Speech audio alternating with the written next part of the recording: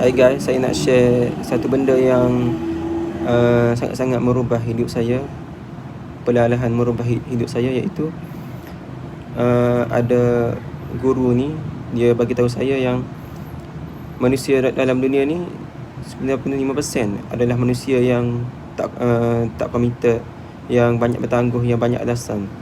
Jadi kita jangan jadi macam tu guys. Kita kena jadi orang yang 5%, iaitu orang yang bila buat sesuatu, buat bersungguh-sungguh, ada target. Kita jangan jadi orang yang sampah, orang yang banyak bertangguh, banyak alasan. Sebab orang-orang yang macam tu memang takkan berjaya guys.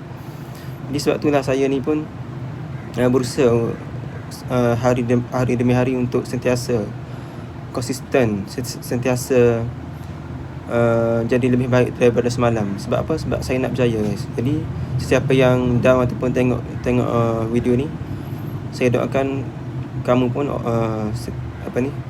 sentiasalah berdisiplin lah untuk buat sesuatu benda supaya kita hari ni lebih baik daripada semalam. Assalamualaikum.